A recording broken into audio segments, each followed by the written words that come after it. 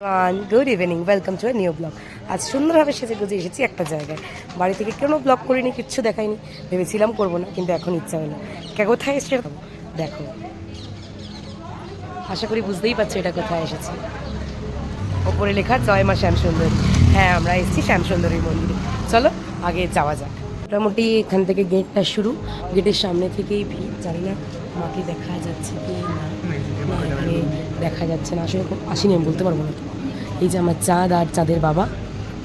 চলো যাওয়া যাবে, তারপর দেখাবো। শুনতে পাচ্ছ তোমরা মায়ের মন্ত্র? ওখানে মায়ের মানে এত লাইন, কিছু ভক্ত মায়ের কাছে অঞ্জলি দিচ্ছে, মা নিজের বাসনা কামনা মাকে জানাচ্ছে, যেমন আমরাও জানাতে এসেছি। অনেকেই এসেছে, আমরা অনেক পরে এসেছি, জানি না প্রথম বলে না মা না টানালে কেউ আসতে পারে না। অবশেষে মা আজকে আমাদের টানিয়েছে, আর এটাই আমাদের সবচেয়ে বড় পাওনা। চলো যাওয়া যাক। প্রায় আধা ঘন্টা লাইন দেওয়ার পর প্রায় কাছাকাছি এসে গেছি। এখানে এমন এক একজন এক একটা সুন্দর সুন্দর মায়ের মুখ এঁকেছে না, মনে হচ্ছে এটা মা একদম মা স্বয়ং দাঁড়িয়ে আছে। এই গেটটা টপকালেই মায়েরকে দেখা যাবে। চলো আর কিছুক্ষণের অপেক্ষা মাত্র, এসে গেছি প্রায় মায়ের কাছে। ভেতরটা কি সুন্দর দেখো, কি অসাধারণ লাগছে।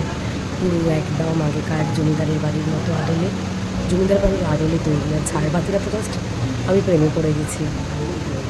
মায়ের জন্য বাইরে থেকেই সব জোগাড় করে এনেছি, আর তার মধ্যে হচ্ছে এইটা একটা জারবেরা। এটা দেখে খুব ইচ্ছা হলো মায়ের জন্য নিয়ে যাই।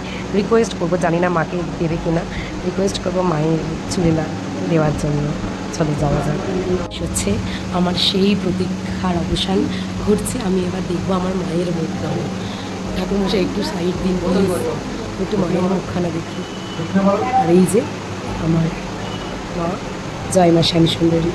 আমি ঠাকুরমশাইকে রিকোয়েস্ট করেছিলাম, উনি বলেছেন আরতির সময় মাকে দিয়ে দেবে।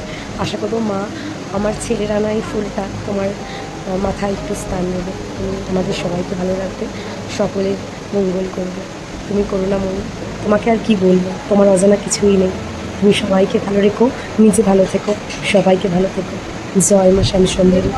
সেক্ষেত্রে ঠাকুরই সব ফেরত দিচ্ছেন। আমি বলেছি শুধু আমার ছেলেকে একটা কিছু দেবে না। আপনি দেখুন হাত ভর্তি করে, উনি দেখুন কী সব হাত ভর্তি করে নিয়ে আসছে।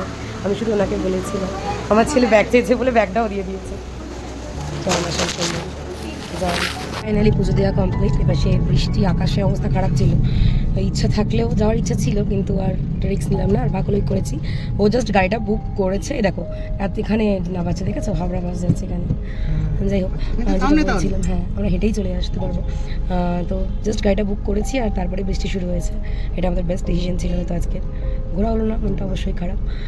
যাই হোক, পুজোটা খুব সুন্দরভাবে দিয়েছি, খুব শান্তি করে দিয়েছি। বাবুকে একটা মা গিফট হিসাবে টেডি বিয়ার দিয়েছে, আর একটা মাজা দিয়েছে, লিচু দিয়েছে। সব তো অবশ্যই বাড়িতে গিয়ে বাবুকে দেবো।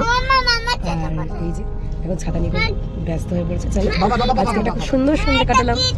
আচ্ছা দিচ্ছি। আচ্ছা ওকে গিফটটা তোমাদেরকেও দেখাই, ওকেও দিয়ে দেবো। বাচ্চা মানুষ আর অপেক্ষা করতে পারছে না। দাঁড়াও, ফুলজা সেন্সিম, এই দেখো এইটা পেয়েছে বাবু। নাও, থ্যাংক ইউ বলো দিদিকে, বলো ঠাকুর দিদি থ্যাংক ইউ।